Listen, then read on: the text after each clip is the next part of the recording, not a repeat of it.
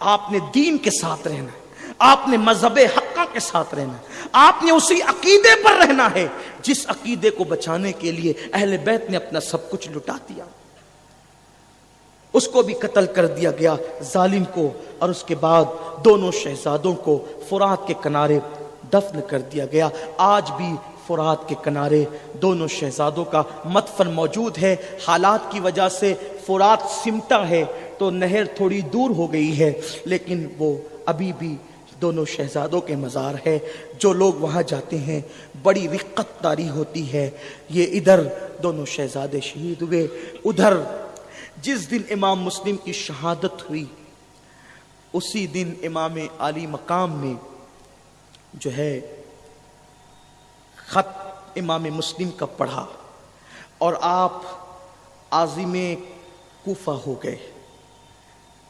حضرت محمد بن حنفیہ کو پتا چلا کہ امام کوفہ کی طرف جا رہے ہیں، اتنا روئے کہ وضو کر رہے تھے تو وضو کا جو برتن تھا تشت وہ آنسوؤں سے بھر گیا۔ صحابہ نے بہت روکا، تاریخ میں بھی یہی آتا ہے صحابہ نے بہت روکا۔ حضرت عباس ابن عباس نے کہا میری جان حسین، نور ہے آپ زمین کے، نبی کے نواسے، نہ جائیں آپ کو بد عہدی کریں گے۔ امام نے خطوط دکھائے اور فرمایا کہ دیکھو مسلم کا بھی تو خط آ گیا ہے، وہ کہتے ہیں حالات سازگار ہیں۔ اور آپ نے پھر جب بہت ضد کی گئی تو کہا کہ میں نے خواب میں اپنے نانا کو دیکھا، حضور نے مجھے حکم دیا ہے میں اس پہ عمل کروں گا، کہ وہ خواب کیا ہے کہ وہ میں کسی سے بیان نہیں کر سکتا۔ ذی الحجہ کی 8 تاریخ کو جبکہ حاجی مکے سے منی کی طرف روانہ ہونے والے تھے، امام پاک کربلا کی طرف روانہ ہوئے۔ ہاں، ہر آدمی کی ذمہ داری جدا جدا ہوتی ہے۔ آج سے پہلے مدینہ شریف سے پیدل مکہ شریف آ کر آپ نے اپنی زندگی میں 25 حج کیے، لیکن حج کے ایام میں مکہ رہ کر اب آپ حج کے لیے نہیں جاتے بلکہ کربلا کی طرف جاتے۔ کیوں؟ اس لیے کہ حج آج حسین پاک کے لیے نفل تھا اور کربلا جانا گویا کہ دین بچانا مولا حسین پہ فرض تھا۔ بلکہ امام عالی مقام کے لیے یہ بہت بڑا امتحان تھا، کیونکہ حاجی کعبۃ اللہ کے ارد گرد گھومنے والے تھے اور حسین انوار الہی کے گرد طواف کرنے والے تھے۔ حاجی احرام باندھنے والے تھے، احرام باندھ کر منی کی وادی میں جانے والے تھے۔ حسین کفن باندھ کر کربلا کے میدان میں جانے والے تھے۔ حاجی حج مکمل کر کے بکرے کو خدا کی راہ میں ذبح کرنے والے تھے، اس لیے کہ یہ حاجیوں کی قربانی تھی۔ حسین کی قربانی عشق بیٹے کو قربان کرنا تھا، 18 سال کے بیٹے کو، 6 مہینے کے بیٹے کو، 19 سال کے بھتیجے کو سب کچھ لٹانا تھا۔ اللہ اکبر! حاجیوں کے لیے منی میں دکانیں لگنے والی تھی اور حسین فرات کے کنارے قیامت تک کربلا میں وہ دکان لگانے والے تھے۔ بعض دکانوں پر سودے بیچے جاتے ہیں، حسین نے وہ دکان لگائی جہاں بیچا نہیں بلکہ خریدا جاتا ہے، اور جسے خریدا جاتا ہے اسے جنتی بنا دیا جاتا۔ ہر دکان سونی ہونے والی تھی، کربلا میں لگی ہوئی یہ عشق و محبت کی دکان سونی نہیں ہونی تھی۔ ہاں، حاجی منی سے حاجی صفا سے مروہ تک سعی کرنے والے تھے، یہ ان کا مسا تھا۔ حسین کا مسا بڑا لمبا تھا، مکے سے کربلا تک تھا۔ المختصر یہ 8 ذی الحجہ کو مولا حسین، ذی الحجہ سن 60 ہجری کو آقا حسین کوفہ کی طرف روانہ ہوئے۔ سفر کرتے کرتے آپ کوفہ کے قریب پہنچے۔ جب کوفہ کے قریب آپ پہنچے تو کوفہ کے قریب پہنچنے کے بعد ابھی کوفہ چند منزل پر تھا۔ میں نے بہت مختصر کر دیا، توجہ میری طرف رکھیں، بہت مختصر کر دیا۔ سفر کی داستان خود بھی بہت طویل ہے اور اتنی روایات ہے کہ اگر سفر ہی کو مکمل بیان کیا جائے تو بھی یہ سفر ختم نہیں ہوگا۔ بہت روایات ہے، کتابیں بھری ہوئی ہے، لکھنے والوں نے بہت کثرت سے لکھا ہے، اور یہ داستان 1350 سال سے پڑھی جا رہی ہے اور دنیا میں کربلا کے بعد 1350 مرتبہ کم و بیش محرم آ چکا ہے اور جا چکا ہے. یہ بڑی طویل داستان ہے. بولنے والوں نے بولا. ایک بات یہاں عرض کروں آپ کو, دھیان سے سننا.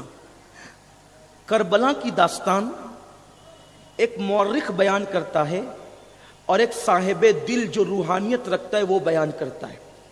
مورخ صفحہ دیکھ کر بیان کرتا ہے اور صاحب روحانیت کو وہ مناظر دکھائے جاتے ہیں. صاحب مناظر کو, صاحب کشف کو, صاحب دل کو, اہل عشق کو وہ مناظر دکھائے جاتے ہیں. تو ہمارے صوفیہ صافیہ نے, بزرگوں نے, اولیاء نے جو کربلا کے واقعات بیان کیے ہیں, بہت سارے ایسے ہیں جو کسی کتاب میں نہیں ملتے. بہت سارے ایسے ہیں جو کسی کتاب میں نہیں ملتے, بلکہ ان لوگوں کو باضابطہ دکھائے جاتے ہیں.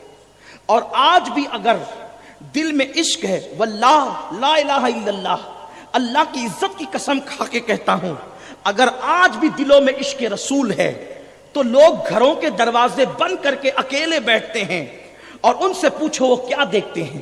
سیدنا مخدوم اشرف جہانگیر سمنانی پہلی چاند سے لے کر کے 10ویں 11ویں تک لوگوں سے ملتے نہیں تھے, یہ ہمارے بزرگوں میں مشہور ہے. حضرت علاؤلق پنڈوی ان دنوں لوگوں سے ملاقاتیں نہیں کرتے تھے.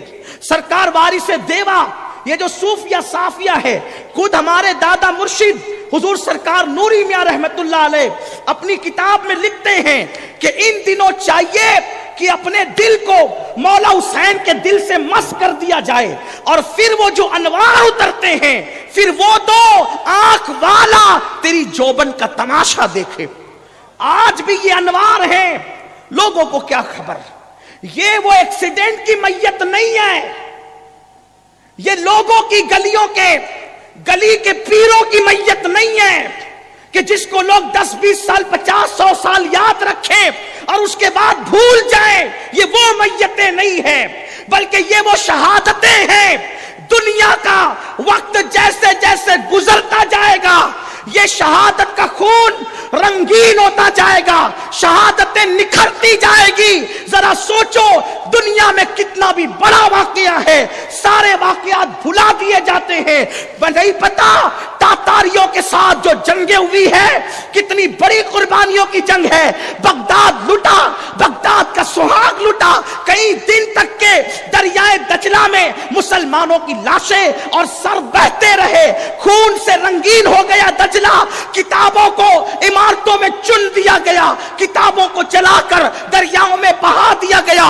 لاکھوں مسلمان دجلہ کے اندر جو ہے وہ ان کی لاشیں بہ گئی, لیکن اس کا نوحہ کرنے والے یا اس کا ذکر کرنے والے یا اس پہ آنسو بہانے والے 1 سال 2 سال 10 سال 20 سال, لیکن قربان جائے وقت گزرا وہ واقعہ ہلکا ہو گیا. لوگوں کو پتا بھی نہیں ہے کہ کوئی چنگیز بھی تھا جس نے اتنے مسلمانوں کو قتل کیا تھا. اس طریقے سے اور بھی مورخین نے لکھا ہے کہ جتنا بڑا حادثہ چنگیزیوں کا ہم نے دیکھا اتنا بڑا حادثہ ہم نے کوئی نہیں دیکھا. لاکھوں مسلمان شہید ہوئے, لیکن آج وہ بھی اوجل ہو گیا. ہر نقش ہر ذہن سے اوجل ہوتا گیا. پڑھے لکھے لوگ کبھی کبھی پڑھتے ہیں لیکن وہ کیفیت طاری نہیں ہوتی. یہ 72 کے خون کی تاثیر کیا ہے, یہ 72 سروں کی تاثیر کیا ہے, یہ 72 جسموں کی تاثیر کیا ہے. دجلہ میں جو خون بہا ہے وہ بھی قابل احترام ہے, لیکن کربلا میں جو خون بہا ہے وہ کسی ایرے گہرے کا نہیں, خاتم الانبیاء کا خون ہے. اور سنو غور سے سنو, نبی پتھر پہ قدم رکھ دے تو پتھر پہ قدم رکھنے کے بعد ان کے نقش قدم کو دنیا مٹا نہیں سکتی. ارے جب نقش قدم کو دنیا مٹا نہیں سکتی تو جس کو کندھے پہ بٹھایا ہے اس کے ذکر کو دنیا کیسے. سبحان اللہ, نعرہ تکبیر, نعرہ رسالت, نعرہ حیدری, حق حسین, حق حسین, ذکر تاجدار کربلا. سبحان اللہ, سبحان اللہ. میرے بڑے قریبی یار نے کہا میرے قریبی یا امین القادری تیرا احسان ہے کہ تو نے ذکر حسین کی محفل منعقد کی. میں نے کہا توبہ کر توبہ کر ورنہ دوستی توڑ. اس نے کہا کیوں؟ کہ میرا احسان نہیں کہ میں نے ذکر حسین کی محفل رکھی, یہ کربلا والوں کا احسان ہے کہ ذکر کے لیے مجھ گنہگار کی زبان کا انتخاب کیا ہے, ورنہ میری اوقات کیا. اگر میں کروڑوں مرتبہ مشک اور گلاب سے اپنے منہ کو دھل لوں تو ایک مرتبہ حسین, حسن, علی, فاطمہ, محمد کا نام نہیں لے سکتا. میری اوقات کیا ہے, میری حیثیت کیا ہے؟ نوکری کے لیے انتخاب کیا گیا, یہ شکر ہے. اور میں تو دعا کرتا ہوں میرے کریم جب تک میرے جسم میں میرے وجود میں سانس باقی رہے میں ان کا ذکر کرتا رہوں, اور ایک دن وہ دکھا سب کو. واللہ کتنے آئے کم آئے زیادہ ہے مجھے اس کی فکر نہیں, مجھے تو ان کی فکر ہے, وہ قبول کر لیں. اور ایک دن وہ آئے, میں ذکر کر رہا ہوں کربلا والوں کا, اور ملک الموت میری روح اسی حالت میں لے جائے, میں سمجھوں گا میرا آنا بھی کامیاب ہے, میرا جانا بھی کامیاب, اس لیے کہ زندگی اسی کا نام ہے. لوگ اوروں کی غلامی کرتے ہیں, کیا ملتا ہے کسی کی غلامی؟ اہل بیت کی غلامی کرو, اہل بیت کی غلامی. مخدوم, ہر خادم نیچی نظر سے دیکھا جاتا ہے, اہل بیت کا خادم مخدوم بنایا جاتا ہے. دنیا میں دیکھو, اسٹڈی کرو لوگوں کی زندگی کی, جو بھی عزت پایا ہے کہیں نہ کہیں اہل بیت سے وابستہ نظر آتا ہے. 14ویں صدی کے مجدد, 108 علوم و فنون کا ماہر, جسے دنیا امام احمد رضا کہتی, جب تک آل رسول سے جڑے نہ تھے, جب تک آل رسول احمدی سے تعلق نہ تھا, کون جانتا تھا آل رسول احمدی سے تعلق کیا ہوا؟ پوری دنیا میں ڈنکے بج رہے. اسی طرح دیکھ لیں, پوری دنیا دیکھ لیں, آپ پوری دنیا دیکھ لیں. یہی وجہ تو ہے صدیق اکبر امام حسن کو کندھوں پہ بٹھا کے گھومتے تھے. ایک دن کسی نے کہا آپ یہ کیا کر رہے ہیں؟ صدیق اکبر نے فرمایا تو پوچھتا ہے کیا کر رہے ہیں؟ نبی کو جو کرتے دیکھا ہے وہی کر رہے ہیں, نبی کو جو کرتے دیکھا ہے. بہرحال بات دور نہ نکلے, اصل عنوان کی طرف آتے ہیں.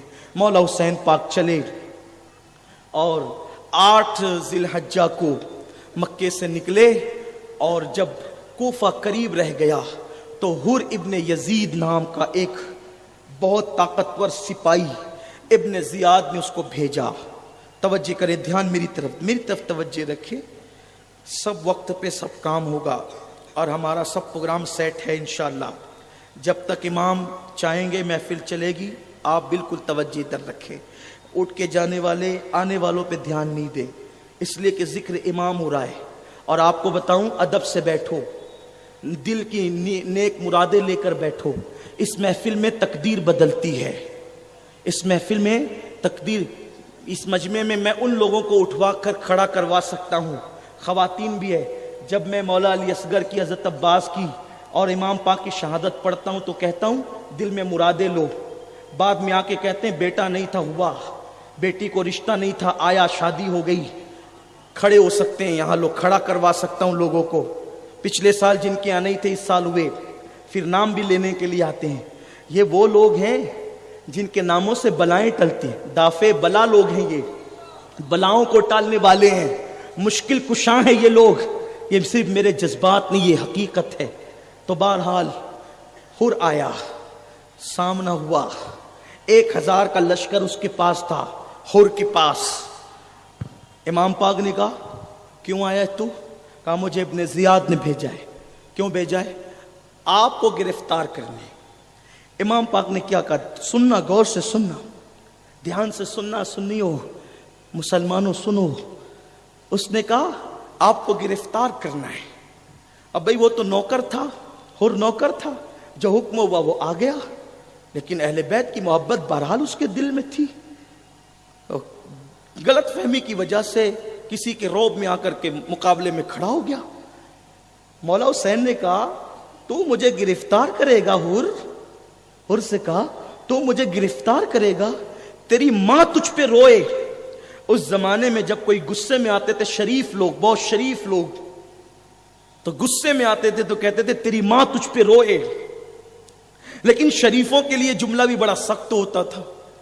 بس جیسے امام نے کہا نا تیری ماں تجھ پہ روئے، تو اس نے کہا حسین اگر کوئی عربی مجھے یہ جملہ کہتا تو میں پلٹ کر اس کی ماں کو بھی گالی دیتا، لیکن آپ کی امی شہزادی کونین ہے، آپ کی امی مخدومہ کائنات ہے، آپ کی امی شہزادی رسول ہے. میں پلٹ کر کوئی جملہ نہیں کہوں گا کیونکہ آپ کی ماں نبی کی بیٹی ہے. خدا کو حر کی یہ ادا تعظیم فاطمہ کی اتنی پسند آئی گویا کہ قدرت کا منادی کہہ رہا ہو جو فاطمہ کے نام کا احترام کرے اور وہ جہنم میں جائے ہمیں گوارا نہیں ہے. عین جنگ کے موقع پر اللہ نے حر کو ہدایت عطا فرمائی اور حر یزیدیوں سے نکل کر حسین کے خیمے میں آ گئے اور آج بھی حر جنت کے مزے لوٹ رہے ہیں. کیوں؟ نام فاطمہ کا احترام، سیدہ بی بی زہرا کے نام کا احترام. بلکہ سنیوں یاد رکھنا اگر دعا کی قبولیت میں تاخیر ہوتی ہو بی بی زہرا کا نام لے کر دعا کرو، اللہ تمہاری دعا کو فوراً قبول کرے. لیکن شرط ہے نام لے رہے ہو تو دل میں جگہ بھی چاہیے، دل میں تعظیم بھی چاہیے، عقیدت بھی چاہیے، ورنہ ایسے نہیں. بہرحال وہ ساتھ ساتھ رہا. آخرکار دوسری محرم کو امام پاک کربلا کے میدان میں آئے. ابن جریر لکھتے ہیں کہ جب کربلا کے میدان میں آئے تو چٹیل میدان تھا. علامہ ابن جریر طبری لکھتے ہیں چٹیل میدان تھا. پوچھا اس میدان کا نام کیا ہے؟ تو کہا کربلا کا. اچھا کرب اور بلا یہی ہماری آخری آرام کا ہے، خیمے لگا دو. بڑے بڑے مورخین نے لکھا ہے کہ جب خیمے لگانے کے لیے کھوٹیاں گاڑنے کے لیے ٹھوکی گئی تو خون نکل آیا. ایک عجیب بو آتی تھی. بی بی زینب نے کہا بھیا یہاں سے تو غم کی بو آتی ہے. مولا پاک نے فرمایا بہن صبر کرو، ہم اپنی آخری منزل پر آ گئے ہیں، آخری منزل پر ہم آ گئے ہیں. خیمے لگ گئے. اس کے بعد عمر بن سعد یہ رائے کا گورنر تھا، اس کو رائے کی حکومت چاہیے تھی اور رائے کا گورنر تھا یہ موجودہ تہران کا. اس کو کہا گیا کہ جاؤ اور امام سے جنگ کرو. اس نے پہلے سوچا کہ میں نہیں کروں گا، اس نے ادھر ادھر باتیں کی، لیکن پھر کہا کہ اگر نہیں جاؤ گے تو رائے کی حکومت سے ہاتھ دو، وہاں کی گورنری سے استعفیٰ دے دو اور ہٹ جاؤ. اس نے پھر سوچا. بہرحال المختصر یہ کہ وہ آ گیا میدان میں. 22,000 کا لشکر، پہلے 4,000 کا آیا، پھر اور آیا، پھر اور آیا. اچانک نہیں آئے بلکہ یہ 2 محرم سے لے کر 7 محرم تک لشکر آتے رہے اور کل ملا کر 22,000 کا لشکر ہوا. لوگ اس تعداد پر بھی آج نکتہ چینی کرتے ہیں. میں نے کسی کو کوئی بات نہیں کرنی ہے، میں نے اپنی اپنی بات کرنی ہے. ابن جریر بھی یہی لکھتے ہیں، حضرت جو ہے وہ علامہ سید نعیم الدین مراد آبادی نے بھی یہی لکھا ہے. اس کے بعد فقیہ ملت نے بھی یہی لکھا ہے. اس کے بعد صاحب آئین قیامت نے بھی یہی لکھا ہے. اس کے بعد شاہ عبدالعزیز محدث دہلوی نے بھی یہی لکھا ہے. یعنی بڑے بڑے ہمارے جو اسلاف ہیں اہل سنت کے جو معتبر اور ثقہ مورخین انہوں نے لکھا ہے کہ 22,000 کا لشکر تھا اور بڑا لشکر جرار تھا. البتہ المختصر یہ کہ 9 محرم کی عصر میں انہوں نے جنگ کا تاشا بجا دیا اور وہ لوگ تلواریں لے کر کے آ گئے. امام پاک نے پوچھا حضرت عباس سے، عباس کیا ہو رہا ہے؟ حضرت عباس نے کہا کہ مولا وہ جنگ کی شروعات کرنا چاہتے ہیں. امام پاک نے فرمایا ان سے کہو آج کی جو رات آنے والی ہے وہ شب عاشور ہے اور بہت مبارک رات ہے اور ہم لوگوں کو اللہ کی عبادت بہت پسند ہے. ہم لوگ اللہ کی عبادت کرنا چاہتے ہیں، ایک رات کی مہلت دے دو. امام حسین کے بارے میں صوفیہ صافیہ بزرگوں نے فرمایا ہے کہ امام عالی مقام اپنی 54 یا 56 سال کی عمر کی ایک ایک رات ایسی بے قراری میں گزارتے تھے کہ کب کربلا آئے گا، کب کربلا آئے گا، کب کربلا آئے گا. کربلا کے لیے انتظار کرنے والا حسین آج ایک رات کی مہلت کیوں مانگ رہے ہیں؟ اس لیے کہ جی بھر کے عبادت کریں، اللہ کی بارگاہ میں آنسوؤں کی سوگات پیش کریں، تلاوت قرآن کریں، سجدے نیاز لٹائیں، سجدے میں خوب گڑ گڑائیں، کیونکہ اللہ کو یہ پسند ہے۔ میری قوم کے جوانوں، وہاں مہلت نہیں تھی، رات مہلت کے طور پہ مانگی گئی اور رات میں عبادت کی گئی۔ یہ آج ہی کی شب تھی، اتفاق سے شب جمعہ اور شب عاشور اس دن ایک پڑ رہی تھی، اور آج بھی الحمدللہ شب جمعہ اور شب عاشور دونوں ایک ہی ہے۔ میرے آقا علیہ السلام کے غلاموں، یہ جو بار بار زور دے رہا ہوں کہ اہل بیت سے محبت، اہل بیت سے محبت، اہل بیت سے محبت، تو صرف نعرے والی محبت نہیں، صرف زبان والی محبت نہیں، صرف شاعری والی محبت نہیں، صرف مشاعرے والی محبت نہیں، بلکہ مسلمانوں محبت یہ کہ جس سے محبت کرو اس کی پسند کا خیال کرو، اس کی ناپسند کا خیال کرو، اپنی طبیعت پر مت چلو۔ حسین پاک نے مہلت مانگی اللہ کی بارگاہ میں آنسو بہانے کے لیے۔ کیا آج کی رات ہم بھی آنسو بہائیں گے؟ اگر بہائیں گے اللہ کی خشیت سے آنسو تو تم حسینی ہو، کامیاب حسینی، تلاوت کریں گے تو کامیاب ہو، ورنہ اگر آپ معاذ اللہ پھر وائی فائی لے کر کے زنا کے مناظر دیکھنے کے لیے بیٹھ گئے، عورتوں کو دھکا دینے بیٹھ گئے، کسی کی آبرو پہ ہاتھ ڈالنے بیٹھ گئے، کیا منہ دکھاؤ گے امام پاک کو؟ اس لیے امام نے عبادت کے لیے مہلت مانگی تھی۔ بہرحال انہوں نے کہا ٹھیک ہے، کل صبح جنگ کریں گے۔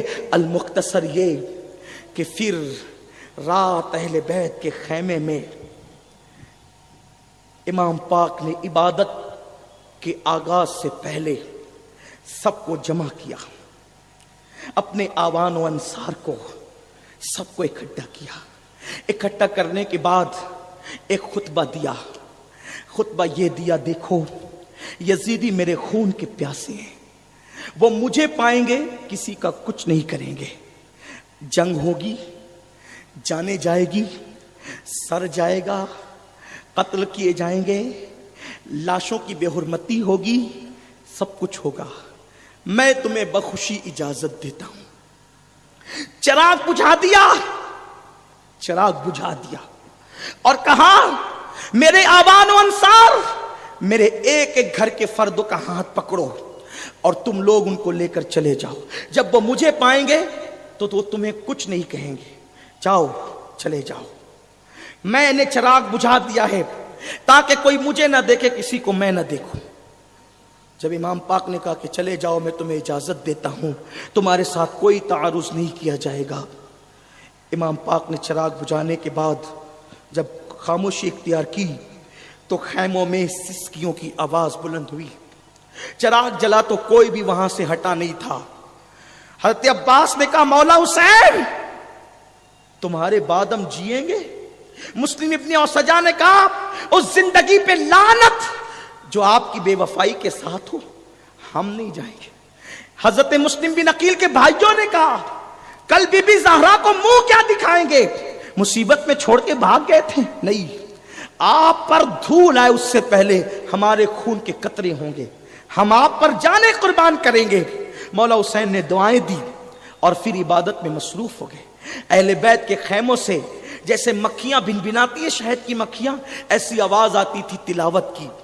پتہ نہیں سجدوں میں، آخری سجدوں میں کیا لذت ہوئی، اور اس کے بعد صبح کا وقت آیا تو آخری اذان خیمہ اہل بیت میں حضرت علی اکبر ہم شبی رسول نے آخری اذان پڑھی فجر کی، اور اذان کے بعد نبیوں کے امام، امام الانبیاء کا راکب، یعنی جو نبی کے کندھوں پہ بیٹھتا ہو، آخری نبی کے کندھوں پہ بیٹھتا ہو، آخری نبی جس کے لیے سجدے طویل کرتے ہو، اس امام نے، امام الانبیاء کے نواسے نے آخری نماز پڑھائی اپنے خیمے میں اپنے آوان و انصار کو۔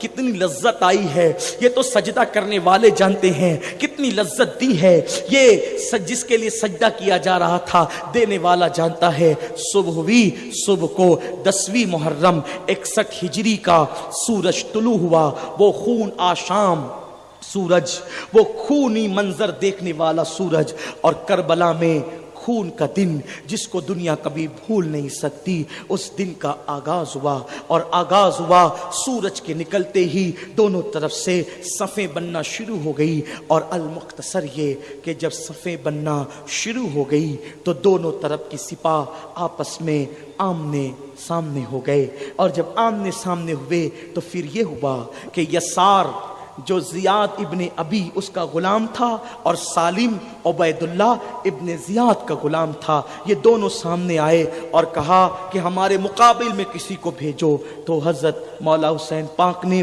اپنی طرف سے 2 لوگوں کو بھیجا، اور جب 2 لوگ گئے تو ان دونوں نے ان دونوں کا قصہ تمام کیا۔ اس طرح دو بدو جنگیں ہوتی رہی۔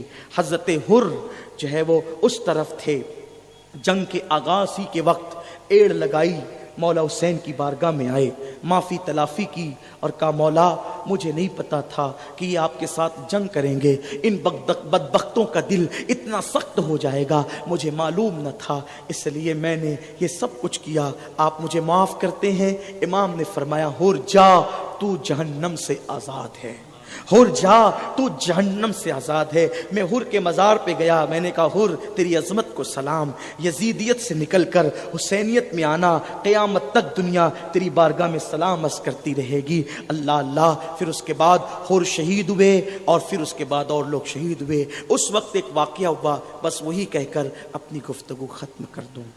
یہ سب کچھ جو کربلا میں ہو رہا تھا، قریب میں ایک چھوٹا سا دیہات تھا، اس دیہات میں ایک بڑھیا رہتی تھی، اور اس بڑھیا کا ایک لوتا بیٹا تھا جس کا نام وہب ابن عبداللہ تھا، اور اس لڑکے کی شادی کو صرف 17 دن ہوئے تھے۔ جیسے اس بڑھیا کو کسی نے بتایا کہ کربلا میں امام علی مقام کے ساتھ 22,000 کا لشکر جنگ کرنے کے لیے آیا ہے، تو بڑھیا نے اپنے 17 دن کے دولہا بیٹے کے پاس جا کر لپٹ گئی، بیٹا کبھی تو نے مجھے نہ نہیں کہا، میں نے تجھے جو حکم دیا تو نے میرا حکم مانا، کبھی تو نے میرا دل نہیں دکھایا، میرے بیٹے آج اپنے دودھ کی قیمت مانگنے آئی ہوں، میرے بیٹے آج اپنے دودھ کی قیمت مانگنے آئی ہوں۔ جوان بیٹے نے ماں کو لپٹا کے کہا ماں آخر وہ کون سی چیز ہے جو تو دودھ کی قیمت کے طور پہ مانگ رہی ہے؟ بوڑھی ماں نے کہا، اہل بیت سے محبت رکھتی تھی، بوڑھی ماں نے کہا میرے بیٹے میرے دل کا چین، فاطمہ کا لال کربلا میں بے سرو سامان ہے، 22,000 کا لشکر ہے، سنا ہے کہ کسی کی ضرورت ہے، بیٹا اگر تو میری دودھ کی قیمت ادا کرنا چاہتا ہے تو چل اور حسین کے قدموں پر، بی بی زہرا کے لال کے قدموں پر اپنی جان قربان کر دے بیٹا، تاکہ میں بی بی زہرا کی بارگاہ میں سرخ روح ہو جاؤں۔ کہتے ہیں جب مائیں شریف ہوتی ہے تو اولاد اہل بیت سے محبت کرنے والی ہوتی ہے۔ اس 17 دن کے دولہا نے کہا ماں یہ تو میری سعادت ہے، اپنی بیوی کو کہا دیکھو کہ میری ماں نے یہ بات کہی ہے، اور مجھے پتا چلا ہے کہ مولا حسین کی آل پر وقت آیا ہے، میں نے اپنی جان دے کر ان کی جان بچانا ہے، تمہارا سہاگ دے کر شہربانوں کا سہاگ بچانا ہے۔ یہ کہہ کر جب اپنی بیوی سے کہا تو بیوی نے کہا آپ اکیلے نہیں جائیں گے، کیونکہ میں بھی اہل بیت کی کنیز ہوں، اگر آپ کو بی بی زہرا کی بارگاہ میں سرخ روح ہونا ہے تو میں نے بھی سرخ روح ہونا ہے، مجھے بھی لے کر کے چلو۔ اب وہ 17 دن کی دلہن، 17 دن کا دولہا اور وہ بوڑھی عورت آئے اور آ کر کے سرکار امام پاک کے قدموں پہ گر گئے، مولا میں آپ کی والدہ کی کنیز ہوں اور میں کچھ نہیں کر سکتی، بوڑھی ہوں، یہ زندگی بھر کی کمائی ایک لوتا بیٹا لے کر کے آئی ہوں، میرے مولا یہ قربانی قبول فرما لیجئے اور اس کو میدان میں جانے کی اجازت دے دیجئے۔ سبحان اللہ، میرے آقا حسین نے اجازت دی، 17 دن کا دولہا میدان میں گیا اور اس کے بعد وہ جوہر دکھائے شجاعت کے اور پھر یزیدیوں کو قتل کیا، اور جب پلٹ کر آئے تو ماں سے کہنے لگا وہ 17 دن کا دولہا امی آج خوش ہو مجھ سے، میں نے دودھ کی قیمت ادا کی ہے۔ ماں نے کہا تیری ماں تجھ سے راضی ہے، اور صرف تیری ماں نہیں نبی کا شہزادہ تجھ سے راضی ہے تو اللہ رسول بھی تجھ سے راضی ہے، جا اور حسین کے قدموں پہ جان قربان کر دے تاکہ تیری ماں بی بی زہرا کی بارگاہ میں سرخ رو ہو جائے۔ پھر کیا تھا، اللہ اکبر، وہ وہاب جناب وہاب ابن عبداللہ شجاعت کے جوہر دکھاتے رہے، ایسے میں ان کی بیوی کو جذبہ آیا گیا 17 دن کی دلہن کو، اور اس نے کہا کہ جاؤ وہاں آگے بڑھو آگے بڑھو آگے بڑھو. کیا اہل بیت سے محبت تھی، پھر جذبات پہ قابو نہ پا سکی تو خیمے کی چوب لے کر خود بھی گئی اور لڑنے کی کوشش کی. مولا حسین نے کہا نہیں نہیں نہیں نہیں، 3 مرتبہ فرمایا نہیں نہیں، اور پھر کہا بی بی اللہ تجھے جزائے خیر دے، عورتوں پر جہاد فرض نہیں ہے، بے پردہ میں تمہیں نکلنے کی اجازت نہیں دیتا، واپس آؤ اللہ تمہیں جزائے خیر عطا فرمائے گا. آپ مجھے بتائیں اگر ایک عورت دین کی حفاظت کے لیے گھر سے بے پردہ نکلتی ہے تو حسین کی چیخیں نکل جاتی ہے، امام حسین تڑپ جاتے ہیں اور کہتے واپس پلٹ واپس پلٹ. دین کی حفاظت کے لیے بھی کسی عورت کو گھر سے بے پردہ نکلنے کی اجازت مولا حسین نے نہیں دی ہے. میں اپنی ماں اور بہنوں سے پوچھنا چاہتا ہوں اگر دین کی حفاظت کے لیے ایک عورت بے پردہ باہر آ گئی، حسین نے ان کو واپس بلایا، اے خاتون جنت کی کنیزوں تم تو ولیمے میں بھی بے پردہ، میت میں بھی بے پردہ، میلوں میں بھی بے پردہ، مولا حسین کے دل پر کیا گزرتی ہوگی. اس لیے ہزاروں کی تعداد میں یہ جو خواتین اسلام آئی ہے، آج میں عاشورہ کی شب ان کو بھی پیغام دیتا ہوں، سیریل کی اداکارہ کے طریقے پہ مت چلو، ناجائز تعلقات کی لعنت کو ختم کرو. بی بی زہرا کی کنیزوں، ایک عورت کی عزت اور آبرو سب سے زیادہ قیمتی ہے. میرے نبی نے ایک عورت کی عزت کو کعبۃ اللہ سے بھی بلند کیا ہے، بلکہ رسول اللہ کی حدیث ہے حضور نے کعبے کا طواف کرتے ہوئے کہا تھا اے کعبہ تو بہت افضل ہے، تیری شان بڑی عظیم ہے، لیکن تجھ سے زیادہ حرمت میرے ایمان والے امتی کی ہے. اس لیے میری بہنوں، سیریل کی اداکارہ کو دیکھ کر، فلم کی اداکارہ کو دیکھ کر، اور اپنے جوانوں سے بھی کہتا ہوں کیا دن آ گئے گنبد و مینار کے شہر میں بیٹیاں برقع پہن کر کسی کا ہاتھ پکڑ کر جائے گی. کیا اسی دن کے لیے حسین پاک نے دین بچایا تھا؟ کیا اسی دن کے لیے مولا حسین نے قربانی دی تھی؟ نہیں. پکے سچے کردار کے حسینی بنو. ظاہری لبادہ اوڑھنے سے کچھ نہیں ہوتا، ظاہر کو مت بدلو، صرف مکار مت بنو. تم دنیا کو دھوکہ دے سکتے ہو، حسین ابن علی کو اور ان کے نانا کو دھوکہ نہیں دے سکتے. اس لیے اپنا ظاہر بدلتے ہو، اپنا باطن بھی بدلو. اپنی تنہائیوں میں اللہ سے ڈرو، اپنی تنہائیوں کو خدا کی یاد سے آباد کرو. پاپی مت بنو، مجرم مت بنو، عیاش مت بنو، ورنہ دنیا بھی تباہ ہوگی، آخرت بھی تباہ ہوگی. مولا حسین نے اس کو آواز دی، وہ بیوی واپس آ گئی. پھر کیا ہوا؟ چاروں طرف سے 17 دن کے دولے کو گھیر لیا گیا، گردن اڑا دی گئی. مولا حسین وہ گردن لے کر آئے اور اس بوڑھی ماں کے ہاتھ میں دی. لے اللہ تیری قربانی کو قبول فرمائے. اس بڑھیا نے اپنے بیٹے کی پیشانی چوم کر کے کہا بیٹا تو نے اپنی ماں کے دودھ کا حق ادا کر دیا. اور اس نے اپنے ہاتھوں سے سر کو اپنی بہو 17 دن کی دلہن کی ہاتھ. 17 دن کی دلہن کیا ہوتی ہے؟ 17 دن کی دلہن بیوہ ہوگی، اس کے دل پر کیا گزری ہو. اس نے بھی سر کو لیا اور سینے سے چمٹا کر کے کہا وہاب شہادت کا دولہا تو اکیلے بن گئے ہو، لیکن جنت کا دولہا اکیلے مت بننا. جب جنت میں جانا تو مجھے ساتھ میں لے کر کے جانا. اس کے بعد کیا ہوا انشاءاللہ کل، اور کل کی محفل اس سال کی آخری محفل ہوگی، یعنی کل ہمارا اس سال کا آخری پروگرام ہے. آپ کو دعوت دیتا ہوں، دھیان سے سنو. وادی نور آنا ہے نا انشاءاللہ؟ آنا ہے نا؟ سنی دعوت اسلامی سے جڑیے اور 9، 10، 11 نومبر یاد رکھیے. 10، 11 نومبر کا اجتماع یاد رکھیے. کل عاشورہ ہے، بیٹھ جائیں، ہلچل نہیں کریں، ہلچل نہیں کریں. کل عاشورہ ہے، 10ویں محرم ہے. عاشورہ کی دعا ہم ہر سال 10 بجے پڑھاتے ہیں، لیکن جمعہ ہونے کی وجہ سے ہم نے ساتھیوں نے مجلس شورا نے فیصلہ کیا کہ لوگ آرام کر لیں، فجر تک جگتے ہیں تو آرام کر لیں، اور کل عاشورہ کی دعا ہم 12 بجے پڑھائیں گے. پھر یہ ہوگا کہ جمعہ ہے، پڑھ کے جائیں پھر گھر جائیں پھر آئیں. ہم نے ہماری مجلس شورا نے یہ فیصلہ کیا ہے کہ 12 بجے دعا ہوگی تو 12:30 پونے 1 ہو جائیں گے, نماز کا وقت شروع ہو جائے گا. جیسے ہی ٹائم شروع ہو, اذان ہو, سنت پڑھیں, پھر اذان ہو, خطبہ ہو اور نماز. 1 بجے نماز پڑھ کے سب کو فوراً جو ہے وہ فارغ کر دیا جائے تاکہ آرام کرنے والے آرام کر لیں, عبادت کرنے والے عبادت کر لیں, جلدی سے جو ہے وہ ان کی راحت ہو جائے. اور کل روزہ بھی رکھیں, کل روزے کا اہتمام کریں. روزہ حضور کے دور سے رکھا جا رہا ہے, لیکن اب ہم روزہ اس لیے رکھتے ہیں کہ عاشورہ کا روزہ رکھ کر اس کا جو ثواب ملتا ہے وہ کربلا والوں کی روح کو ایصال کرتے ہیں, ان کی بارگاہ میں پیش کرتے ہیں. اپنے گھروں میں شربت کا نیاز کا اہتمام کریں, اور ہو سکے تو 10 دن تک کیا کریں. اور اگر نہیں زیادہ کچھ ہے نا, توجہ کریں, مالدار بننے کا طریقہ بتا رہا ہوں, نیک بننے کا طریقہ, مصیبتوں سے بچنے کا طریقہ, خوشحال رہنے کا طریقہ بتا رہا ہوں. 10 دن مولا حسین کی فاتحہ کرو, بچوں کو, بیوی کو, سب کو لے کے بیٹھو, خود کرو. 1 بار سورہ فاتحہ, 3 بار قل اللہ. اللہ اس کا ثواب تیرے نبی کی بارگاہ میں, انبیاء کی بارگاہ میں, صحابہ کی بارگاہ, خلفائے راشدین کی بارگاہ, کربلا والے جن جن کے پیر و مرشد سب کو ایصال کرو.